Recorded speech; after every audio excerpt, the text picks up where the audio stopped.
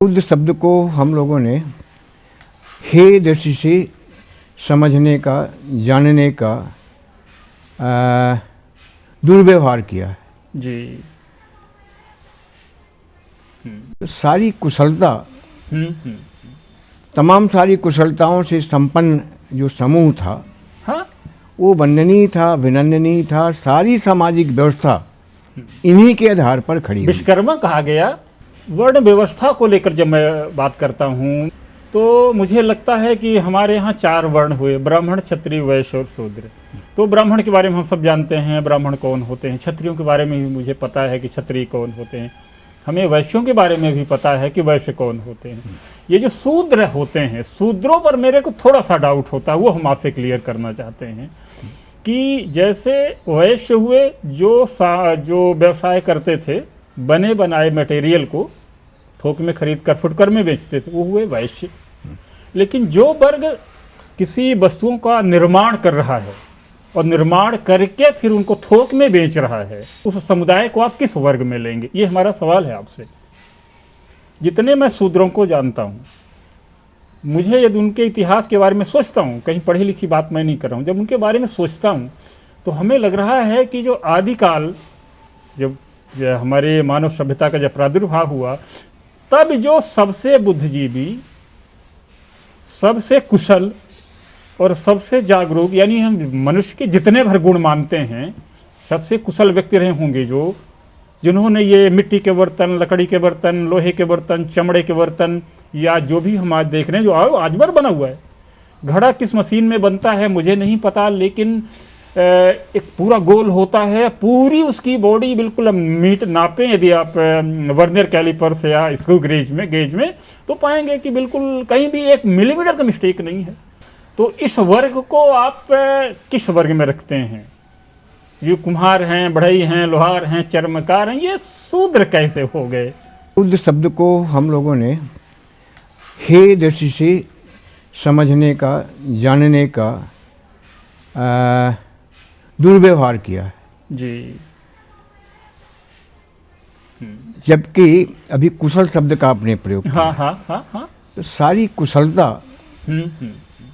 तमाम सारी कुशलताओं से संपन्न जो समूह था, हाँ, वो वंदनीय था, अभिनंदनीय था। सारी सामाजिक व्यवस्था इन्हीं के आधार पर खड़ी हुई। विश्वकर्मा कहा गया और विश्वकर्मा को बताया गया कि जिन्होंने संपूर्ण उसका ब्रह्मांड का जो स्ट्रक्चर जिन्होंने बनाया, कल्पना किसी की रही हो, थ्योरी किसी की रही हो, लेकिन उसका मूर्ति रूप, फिजिकल प्रेजेंटेशन जो है कि कैसा क्या बनना है, जो इंजीनियरिंग है वो उनकी है और उन्हीं के ये वंशज हैं।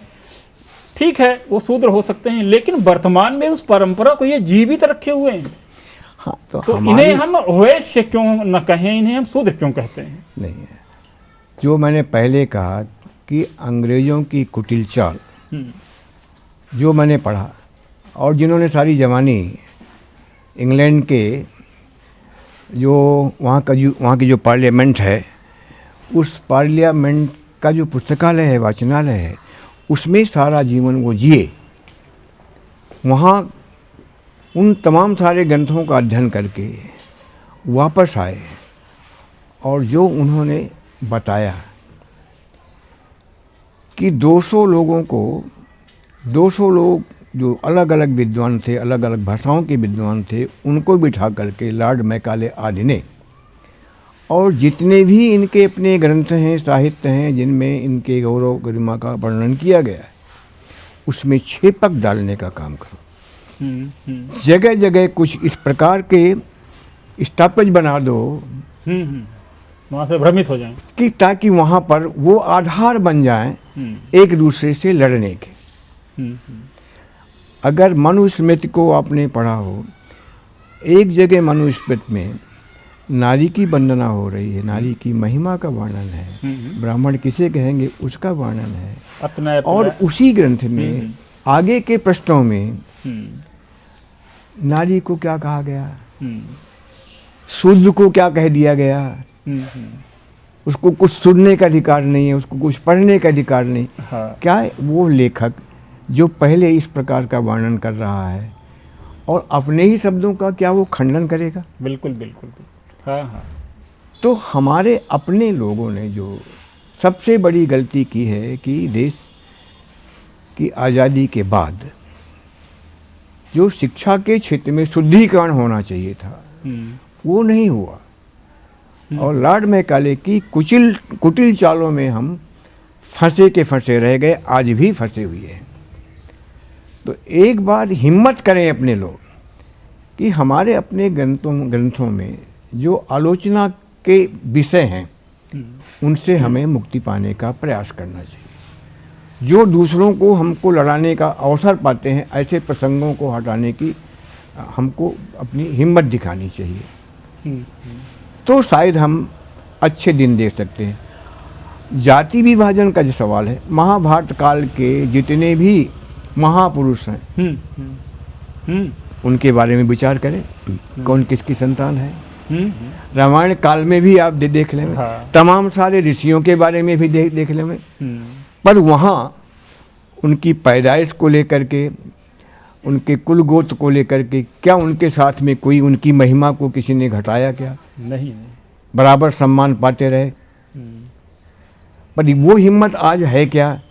क्या हम अपने यहाँ चित्रकूट के बड़े अखाड़ों की पंगत में किसी एक वाल्मीकि को लेकर के बैठ सकते हैं? नहीं, बिल्कुल नहीं।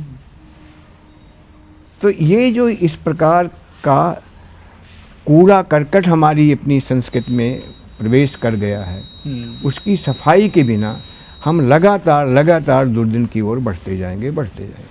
कुछ भी नहीं हो सकता। आज यहाँ पर ईसाई मिशनरीज का जो जाल है मुसलमानों से ज़्यादा खतरनाक है। मुसलमान का कुछ दिख जाता है, इनका कुछ दिखता नहीं दिखता है। यहाँ पर चित्रकूट में ही वो गिदुराहा, जिसका नाम उन लोगों ने पाकदिलपुर रख लिया, 8वीं कक्षा तक का विद्यालय है, छोटा सा उनका अपना औषधालय है। 8वीं कक्षा तक के विद्यालयों में आदिवासियों के बच्चे भी जाते हैं। 8वीं कक्षा में जो लड़कियाँ जो लड़के प्रवीण हैं उनसे कहते हैं कि भाई तुम चाहो तो हम इसको उच्च शिक्षा के लिए झांसी भेज सकते हैं, तुम्हारा कुछ खर्चा नहीं होना है, तुम्हारे यहाँ उनका आना जाना होगा, और वो भेज दिए जाते हैं प्रतिवर्ष। बड़ी संख्या में नहीं, बड़ी संख्या में जाएंगे तो शोर हो जाएगा, तो प्रतिवर्ष कहीं 5 कहीं 6 ऐसा झांसी भेजे जाते हैं। इंटर करते करते वो काफ़ी कुछ रच बस जाते हैं, बीच बीच में आते रहते हैं। वे लोग भी इनके घरों में आते हैं। 25 बनाएंगे होता है। विशप फिर तय करता है कि भाई तुम तो इंटर हो चुके, तुम तो इंजीनियर बनने लायक हो, तुम डॉक्टर बनने लायक हो, तो हम तुमको रांची में भेज सकते हैं। उनके माता पिता की सहमत भी ले लेंगे, उनसे लिखवा लेंगे, मेरा बेटा डॉक्टर बन जाएगा, मेरा बेटा इंजीनियर, और उनको रांची वगैरह में भेज दिया जाता है। मैं रांची भी गया हूँ, मैं झांसी भी गया हूँ, इनके जहाँ जहाँ इस प्रकार के सब जगह में गया हूँ। तो वहाँ से फिर जब वो लौटते हैं, लौटते तो है नहीं, पर वहाँ वो junior father, senior father, nun, brother, ये सब बन करके धर्म के प्रचार में कट्टर प्रचारक बन करके कल के अपने लोग अपने ही विरोध में खड़े हुए दिखाई पड़ते हैं। यहाँ की जितनी अवैध संतानें हैं बुंदेलखंड की, यूपी और एमपी, विवाह के बिना जो बेटियां गर्भधारण कर लेती हैं और जिनका एवार्सन अब नहीं हो पाया, उनको लेकर के कुल पहाड़ में ईसाइयों का एक बड़ा केंद्र है, और वहाँ पर छोड़ आते हैं। बच्चा पैदा हुआ, बच्चे को रख लेते हैं, बाप जाता है, भाई जाता है, और उस लड़की को वापस अपने घर मिल जाता है। भाई 3-4 महीने कहाँ रही वो, नानी के यहाँ गई थी, नाना के यहाँ गई थी, मामा के यहाँ गई थी, ऐसा होता है। इस शरण को कितने अपने लोग जानते हैं, कितने लोग देखते हैं, इस शरण के विरुद्ध काम करने वाले कितने लोग हैं। तो किसको हम दोष दे रहे हैं? जी। हमारी सारी व्यवस्था ही बीमार है। हाँ। समझदार लोगों का संकट है, अकाल है। केवल ये देश चल रहा है राजनीतिक उपलब्धियों के आधार पर अपने आप को संपन्न करना। हाँ। देश जाए भाड़ में, संस्कृत जाए भाड़ में, हिंदू जाए भाड़ में। जी। केवल अपने अपने अखाड़े और अपना अपना वर्चस्व दिखाने के लिए सभी अपना। मैं सबसे पहले स्नान करूंगा, मैं श्रेष्ठ हूँ, नासिक में हजारों हजारों वैष्णव और संत लड़ कट मर गए, खून की नदी वहाँ बही। महाकुंभ में ऐसा हुआ था, क्या उससे हम कोई शिक्षा ले पाए? बिल्कुल नहीं। आज भी रामानंद शैव संप्रदाय, इन सब का भेद खत्म हुआ है क्या? कितने शंकराचार्य बन गए 4 के स्थान पर, सबके मुकदमे चल रहे हैं। तो अपने अंदर झांकने की जरूरत है। जिस दिन हमारा शुद्धिकरण हो जाएगा उस दिन अपने आप सब ठीक हो जाएगा। ये तो मुझे लगता है कि कहते हैं अकेले ही होती है हर नई शुरुआत, अपने में दम है तो जमाना देगा साथ।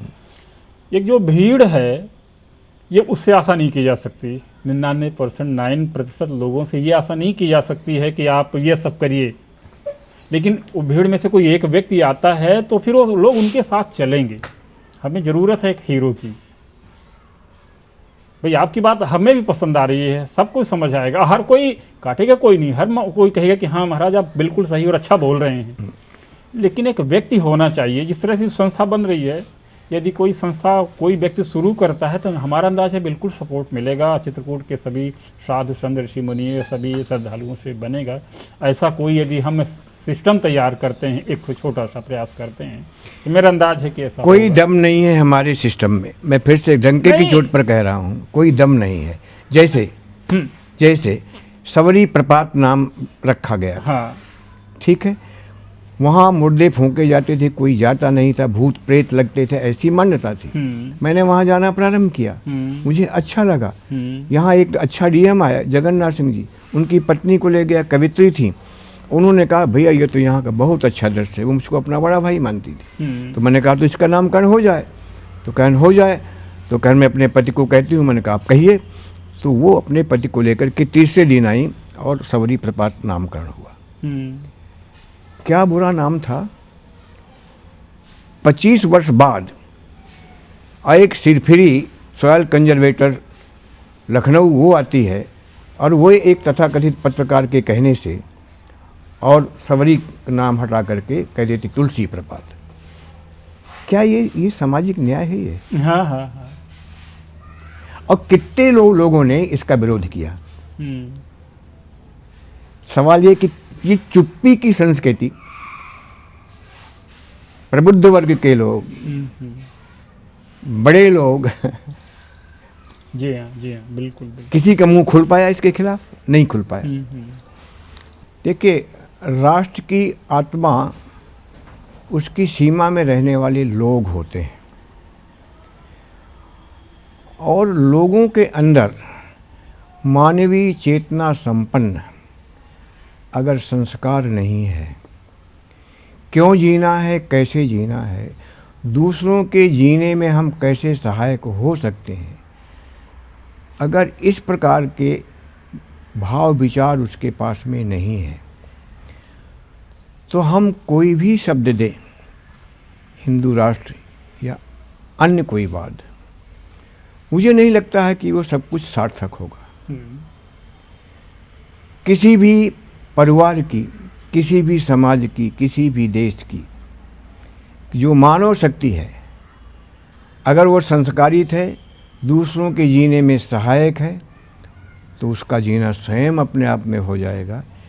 मैं कहता हूँ कि जीने दो और अपने आप अपना जीना हो जाएगा। तो इसलिए मेरा जोर तो इस बात पर है कि प्रत्येक राष्ट्र में या धरती में, धरती माता की गोद में रहने वाले लोग ठीक ठीक ढंग से एक दूसरे के जीने में यदि सहायक हैं, वहीं स्वर्ग है और वहीं सुख है, वहीं आनंद है।